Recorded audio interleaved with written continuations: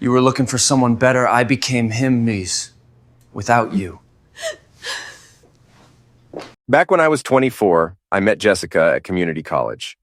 She was this ambitious pre-med student who later switched to physical therapy when the MCAT scores weren't cutting it.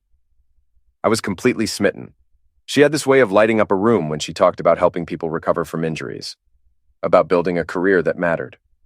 I was working part-time at a hardware store and taking business classes. But the moment she mentioned struggling financially with her coursework, I knew what I had to do.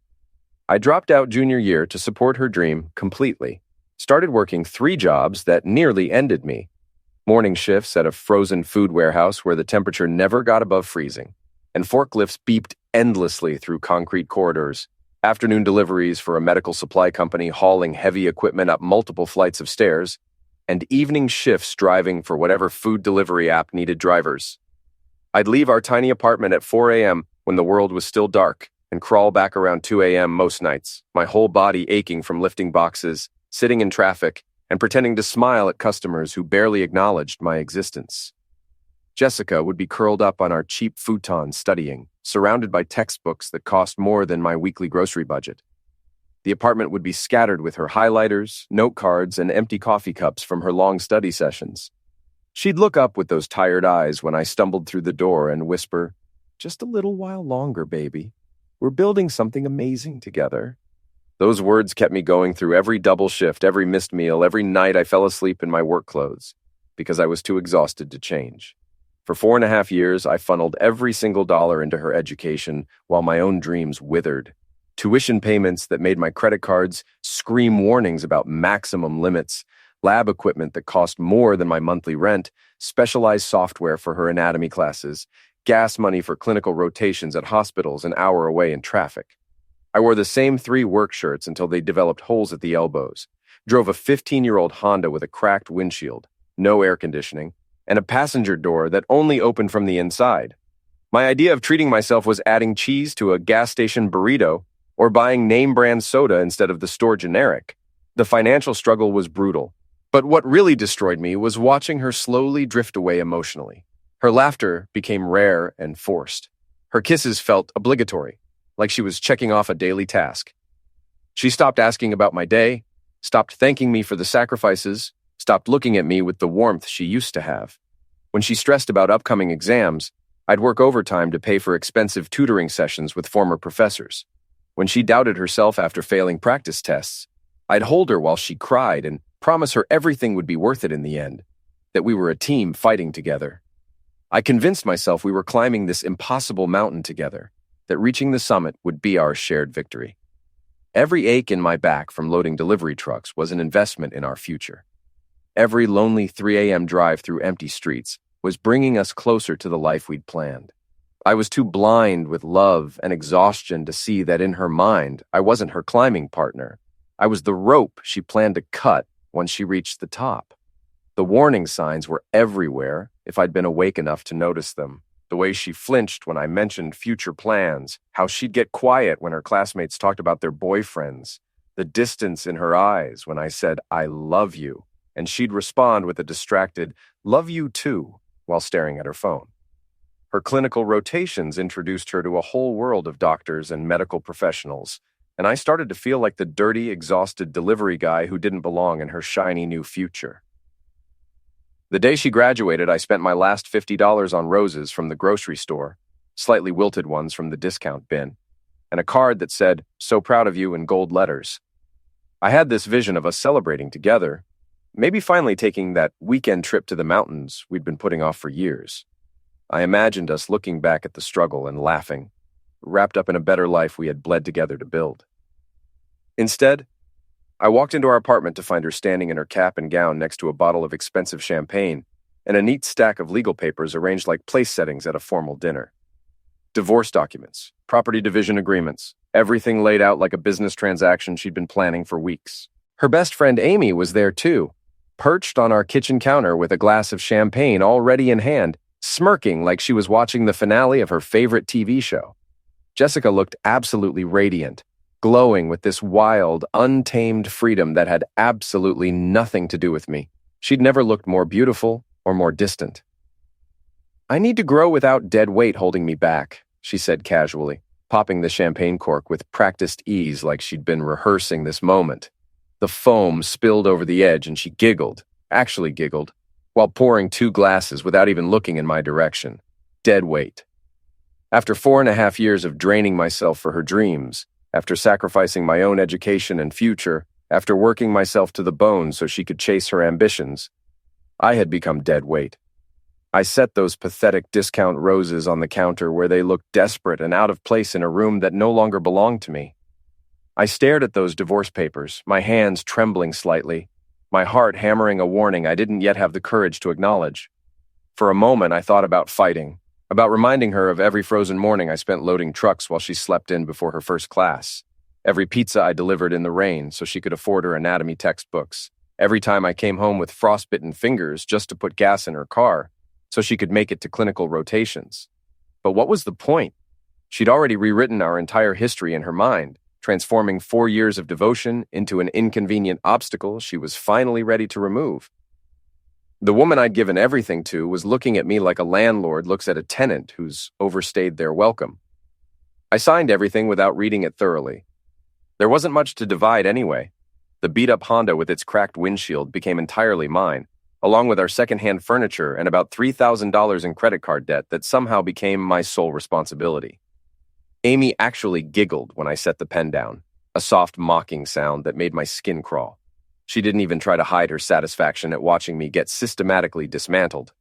Behind me, I heard more laughter as I gathered my few personal possessions. A celebration of liberation where the two of them were giddy with the idea of a future without me cluttering up the picture. I packed my clothes into garbage bags and loaded them into my car while Jessica and Amy celebrated inside like it was New Year's Eve. I could hear their voices through the thin apartment walls, hear them toasting to Jessica's new beginning and freedom from settling. I didn't look back when I drove away. There was nothing left there for me anyway. The apartment that had once been our sanctuary was now just another place where I no longer belonged. I drove for 3 days straight, stopping only for gas, bathroom breaks, and the occasional restless nap in parking lots. I had no plan, no destination, just this desperate, clawing need to put as much distance as possible between myself and the wreckage of my old life. I drove until the familiar landmarks disappeared, until the radio stations changed, until I was surrounded by geography that held no memories of her laughter or broken promises. Ended up in a tiny town called Cedar Falls, population maybe 2,000, the kind of forgotten place where the welcome sign was cracked and faded, where Main Street consisted of 2 traffic lights and a handful of businesses that looked like they'd been there since the 1950s. It was exactly what I needed. A place that didn't demand explanations or apologies, where nobody knew my story or cared about my past. I rented a studio apartment above a diner called Ruby's Place from an old man named Eddie, who reminded me of my grandfather. The apartment was basically one room with a hot plate, a mini fridge, and a bathroom the size of a closet, but the rent was cheap, and Eddie didn't ask too many questions about why a city kid wanted to disappear into the middle of rural nowhere. The mattress on the floor was thin, and the radiator clanked all night, but it was mine. No ghosts in the walls, no memories seeping from the floorboards. Got hired at Tommy's Auto Repair within a week of arriving. The pay was terrible compared to my 3 city jobs combined, but the work was honest. Oil changes, brake jobs, the occasional engine rebuild. Tommy was Eddie's brother-in-law, a quiet man with grease permanently embedded under his fingernails and a way of knowing exactly when you needed space and when you needed someone to talk to. He taught me everything about motorcycles, let me use his tools to work on my own projects after hours, and never once asked why I'd shown up in his town with nothing but a broken-down Honda and a 1,000-yard stare. The first few months were rough in ways I hadn't expected. I'd wake up in panic attacks thinking I was late for one of my old jobs, then remember I only had one job now, and it started at a reasonable 8 a.m. instead of 4 a.m. I'd reach for my phone to text Jessica good morning before remembering she was probably waking up next to someone new. I ate dinner at Ruby's most nights because cooking for one person in that tiny apartment felt like admitting defeat, and Martha, Eddie's wife, would fuss over me like a worried mother, making sure I ate enough vegetables and didn't drink too much beer. Slowly, painfully, like a broken bone that takes months to heal properly, I started putting myself back together. Fixed up an old Harley Sportster that Tommy sold me for parts cost, spending weekends in his garage learning how to rebuild an engine from the ground up. started hiking the mountain trails around town, discovering muscles I'd forgotten I had during all those years of sitting in delivery trucks, joined a Thursday night bowling league at the local alley, where my biggest worry was whether I could break 150 and whether to order pizza or nachos afterward. For the first time in years, I wasn't constantly exhausted, constantly stressed about money, constantly wondering if I was doing enough for someone else's dream. I could sleep past sunrise without guilt. I could buy groceries without calculating every dollar. I could exist without constantly measuring my worth by someone else's approval. The healing wasn't linear. Some days I'd feel strong and independent, like I was finally becoming the man I was supposed to be. Other days, the loneliness would hit me like a freight train, and I'd spend hours wondering what I could have done differently, whether I should have fought harder for us, whether I deserved what happened. Eddie had a way of appearing during those dark moments with a cup of coffee and some simple task that needed doing, never acknowledging my pain directly, but making sure I wasn't alone with it. About 2 years after arriving in Cedar Falls, this photographer rolled into town driving a beat-up Subaru Outback covered in travel stickers from national parks across the country. Her name was Sarah, and she was documenting disappearing small-town America for some art project about communities that time forgot. She had this way of seeing beauty in rusty mailboxes and weathered barn doors, in the way afternoon light fell across empty storefronts and elderly farmers sitting on courthouse benches. Her presence made me look at Cedar Falls differently, see the quiet dignity I'd been too numb to notice. We started talking at Ruby's, where she'd sit at the counter, editing photos on her laptop, while I ate my usual dinner of meatloaf and mashed potatoes. She wasn't trying to save me or fix me or turn me into someone else. She wasn't probing about my past or pushing me to open up about my feelings. She just enjoyed my company, and I enjoyed hers in a way that felt natural and uncomplicated. When her documentation project in Cedar Falls wrapped up after 6 weeks, she asked if I wanted her to stay. I said yes without hesitation, surprising myself with how much I meant it. Sarah rented her own place initially, a small house near the creek that gave her space for a darkroom and photography studio. We took things slow, learning each other's rhythms and boundaries. She'd bring her camera on our weekend motorcycle rides, capturing images of abandoned barns and wildflower fields that somehow made the ordinary landscape look magical. I'd help her carry equipment on hiking expeditions, setting up shots of waterfalls and rock formations while she explained the technical aspects of composition and lighting. What amazed me about Sarah was how she saw me as I actually was, not as a project to be improved or a resource to be depleted. She appreciated my mechanical skills, the way I could diagnose engine problems by sound, how I'd restored that old Harley to better condition than when it rolled off the factory floor. She didn't need me to be anything other than myself, and for the first time in my adult life, myself felt like enough. Sarah and I got married 3 years later in Eddie's backyard, under a massive oak tree that had been shading that spot for probably a century. The whole town showed up, maybe 150 people total, eating Martha's famous potato salad and dancing to music from Tommy's ancient boombox. Sarah wore a simple white dress she'd bought online, and I wore the only suit I owned, one that Eddie had insisted on pressing himself the night before. It wasn't the fairy tale wedding I'd once imagined with Jessica, with professional photographers and elaborate floral arrangements, but it was perfect in its simplicity. Real, in a way, my first relationship never was. We didn't take a honeymoon to some exotic destination. Instead, we spent a long weekend camping in the mountains, Sarah photographing sunrise over the peaks while I cooked breakfast on a camp stove. It was exactly what we both wanted.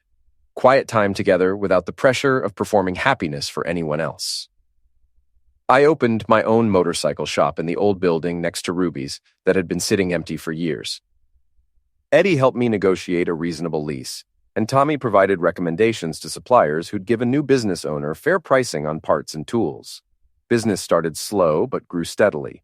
Weekend riders from the city who needed tune-ups, local farmers who wanted their ATVs serviced, kids who dreamed of owning their first bike someday. More importantly, I started mentoring teenagers from broken homes, kids who reminded me of myself at their age, angry, directionless, convinced they didn't have any valuable skills. I taught them that working with your hands wasn't something to be ashamed of, that there was genuine dignity in honest labor, that fixing something broken could be deeply satisfying in ways that office work never touched. Some of those kids went on to technical schools. Others started their own small businesses. A few just needed to learn that they mattered to someone, that their presence in the world had value. Life in Cedar Falls was quiet but fulfilling in ways I'd never experienced. Sarah and I talked about maybe having children someday, maybe expanding the shop to include bicycle repairs and small engine work. We bought a small house with a big yard where Sarah could have her photography studio and I could have a proper workshop. I rarely thought about Jessica anymore, and when I did, it was with the kind of detached curiosity you'd have about a character in a book you read years ago. Interesting as a memory, but completely irrelevant to your current reality. Then my phone started ringing with calls that felt like echoes from a life I'd buried. It began about 18 months ago. Unknown number, always calling at weird hours when normal people wouldn't be trying to reach someone. 2 a.m., 6 a.m., during the middle of my workday, when I was elbow deep in an engine rebuild. I'd let it go to voicemail, but whoever it was never left a message. The calls became more frequent, sometimes 20 or 30 in a single day, always from different numbers like someone was buying prepaid phones just to get through to me. The calls escalated to texts from various numbers, all with the same desperate tone. Please call me back. I need to talk to you. It's important. I know you're seeing these. Still no name attached, but something about the phrasing, the specific kind of desperation, felt familiar in a way that made my stomach clench with old anxiety. I figured it was some kind of elaborate scam and continued ignoring the attempts to contact me. But the persistence was unsettling. Whoever this was had invested serious time and money into tracking down my phone number, which shouldn't have been easy considering I'd changed it completely when I moved to Cedar Falls and never listed it anywhere publicly. I finally answered one night when Sarah was working late in her studio, developing photos from a recent trip to document ghost towns in the next county over. The voice on the other end was raw and shaking, but I recognized it immediately despite years of separation. "Jake," Jessica sobbed, using the name I'd started going by in Cedar Falls instead of my real name. "Oh God, I've been trying to find you for months. Please don't hang up." I sat there in stunned silence while she poured out this story of how her perfect new life had systematically imploded in ways she never could have anticipated. Amy, her supposedly loyal best friend who had toasted my departure with champagne, had been systematically stealing from her for years. Small amounts at first, then larger sums, eventually cleaning out a savings account Jessica had been building for a house down payment. Worse, Amy had been sleeping with every guy Jessica brought around, sabotaging relationships before they could develop into anything serious. Her mother, who I'd always suspected was emotionally manipulative, had been guilt-tripping her constantly about not becoming a doctor, about settling for physical therapy, about not living up to the family's expectations. Every family dinner became an interrogation about why she wasn't earning more money, why she hadn't found a husband yet, why she seemed so unhappy despite having everything she claimed she wanted. The physical therapy job she'd finally landed after months of applications and interviews was at some corporate rehabilitation clinic that treated employees like interchangeable parts. She was working 60-hour weeks dealing with insurance companies and angry patients while making barely more money than I'd made driving delivery trucks. The work was repetitive and soul-crushing, nothing like the meaningful healing profession she'd imagined during those late-night study sessions I'd funded with my exhaustion. But the worst part, she said through tears, was the crushing loneliness. Every relationship she'd tried to build felt shallow and transactional compared to what we'd had. Every man she dated eventually got tired of her neediness, her anxiety, her inability to trust anyone completely. She'd sabotage good relationships because she was terrified of being hurt, then cling desperately to bad ones because she couldn't bear being alone. "I threw away the only person who ever really loved me," she cried, her voice breaking apart. "I was so stupid, so selfish. I thought I needed to find myself, but I just lost everything that actually mattered. I see that now.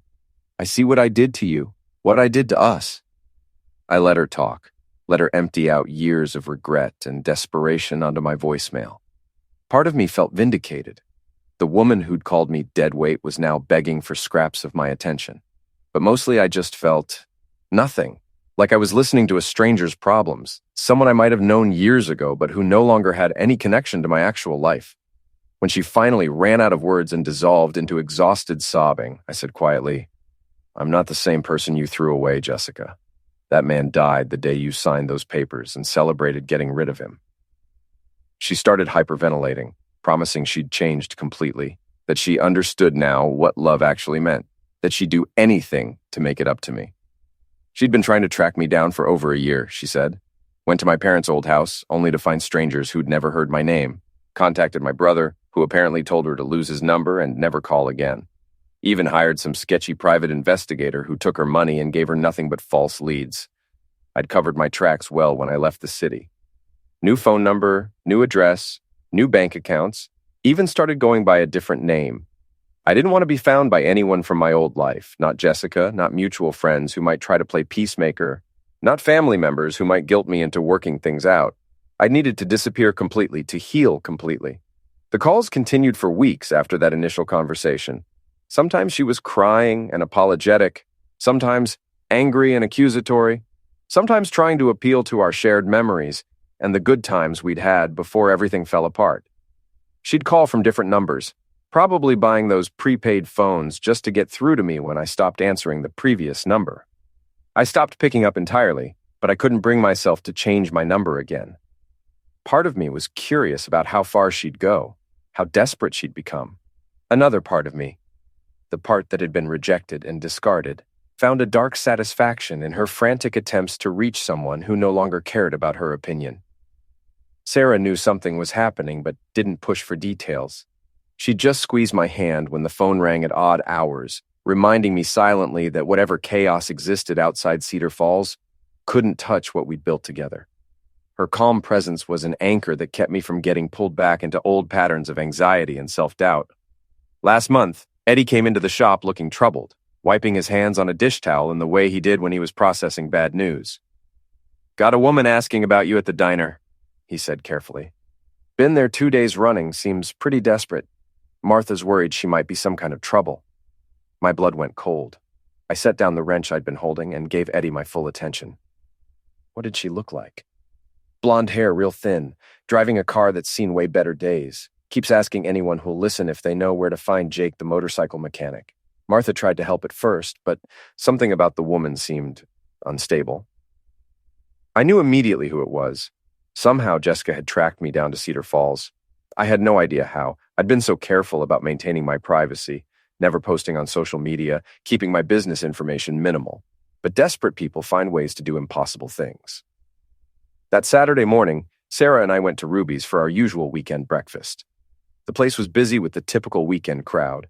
Truckers stopping for coffee and pie, families with kids heading to the lake for the day, retirees arguing good-naturedly about politics and baseball. We'd just ordered our usual, pancakes for her, eggs and bacon for me, when the door chimed and conversation gradually died as people turned to look.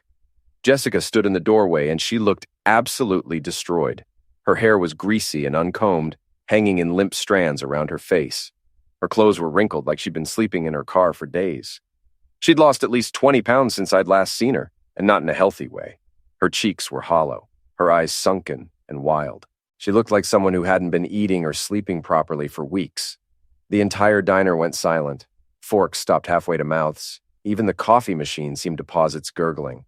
Every conversation died as people stared at this desperate woman who clearly didn't belong in our quiet town. "Jake," she whispered, then louder, more desperately. "Jake, please." She stumbled forward on unsteady legs and collapsed onto her knees right there on the checkered linoleum floor. The sound of her knees hitting the ground echoed through the silence like a thunderclap. Someone behind me cursed under their breath. A child at a nearby table asked loudly, "Mommy, why is that lady crying?" "I'm sorry," she sobbed, actually crawling toward my table on her hands and knees like some kind of broken supplicant. "I'm so sorry. I didn't know what I was doing. I was scared and stupid, and I threw away the best thing in my life." People were staring openly now, some of them recording with their phones. This was probably the most dramatic thing that had happened in Cedar Falls in decades. Martha had her hand over her mouth in shock, her eyes wide. Eddie stood in the doorway to the kitchen with his arms crossed, shaking his head like he'd seen this movie before and knew exactly how it would end. The desperation in her voice, the public spectacle she was making, should have moved me. Once upon a time, it would have. The old me would have been on the floor beside her, trying to comfort her, promising to work things out. But that man was gone, replaced by someone who understood his own worth. I knelt down beside her, not to comfort her, but to make sure she could hear me clearly over her own crying. The whole diner leaned in, sensing that whatever was about to happen would be worth remembering. You taught me that love was transactional, I said quietly but clearly. You taught me that loyalty and sacrifice meant nothing if they weren't convenient for you. You taught me that I was disposable. She shook her head frantically, reaching for my hands with trembling fingers. No, I was wrong about everything. I see you now. I see everything I lost. I'll never take you for granted again. I pulled my hands away from hers and stood up slowly. Now you know how it feels to be invisible, I said. Now you know what it's like to beg someone who doesn't care anymore.